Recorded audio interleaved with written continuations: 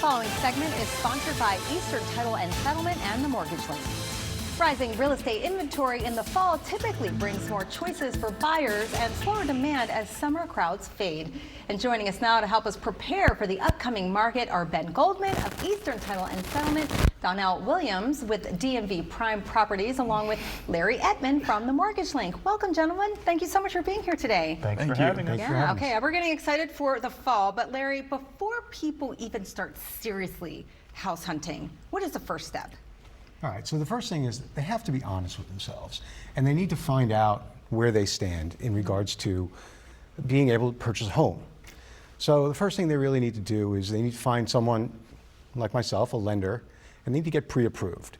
They have to find out exactly what they can spend up to. They have to get funds verified, income qualified.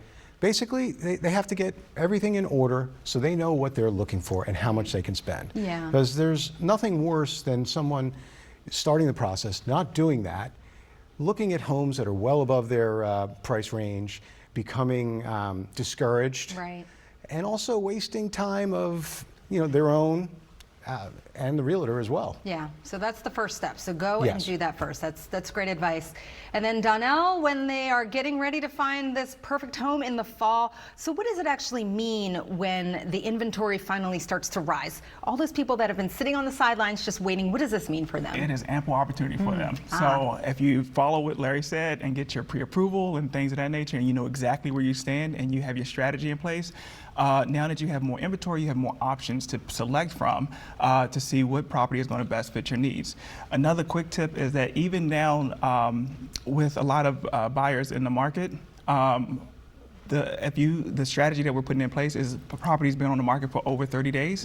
That's kind of like your sweet spot, because then sometimes the sellers are willing to offer seller concessions just to get that inventory moved. Right. So it is a ample opportunity for them. Good opportunity. And I understand about 30% of homes actually sell before they even hit the online listings. What's the best way for a buyer to kind of get access to those off-market houses? So to get access to those off-market houses and things of that nature, is the best thing to do is partner up with a real estate agent that has access to a lot of that.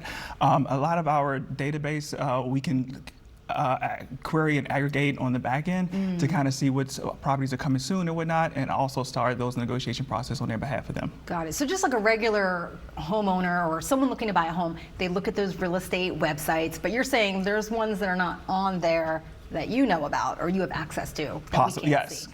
Okay, got it. Okay, so we need to get with a good realtor to understand which those houses are, just in case that's the one. Yes, and whether or not they're worth pursuing, because some of the inventory that you have that is not on the market, it may not be on the market for a reason. Okay, that's a really great point. That's a good point too. Ben, once someone does find the right home, talk to me about what happens on the title side. That can either speed up or slow down the process depending on, having things in order. Well, the first thing that's going to happen is once we have the contract in place and we open the file, hopefully we're going to have contact information for all the parties involved. And we're going to send them emails through our technology platform asking them to answer some questions. Are you going to be at settlement? Are you going to use a power of attorney?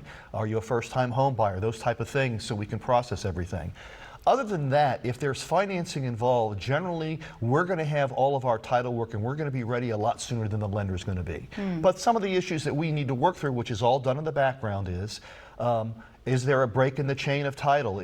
Are there unreleased liens, deeds of trust that we need basically to follow up on and get all those things released? But like I said, most of the time, unless it's a cash transaction, we're going to have all that stuff done well before you're going to get a lender approval. Now, on the other hand, if it is a cash transaction, the only thing that usually will slow us up is if someone is purchasing a condo or something in a homeowners association, where we are at the mercy of getting those condo docs and the statement on the account through a third party, and we have to wait for those. Got it. But other than that, we're usually ready well before the lender's ready. All right, all really great advice. Gentlemen, thank you as always for being here. Thanks for having us. Of course, you can scan the QR code on your screen now to see the value of your property.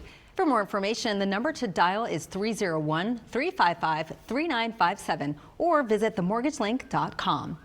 And be sure to follow the real estate top performers on YouTube to get more advice on buying and selling a home in today's market. We will be right back.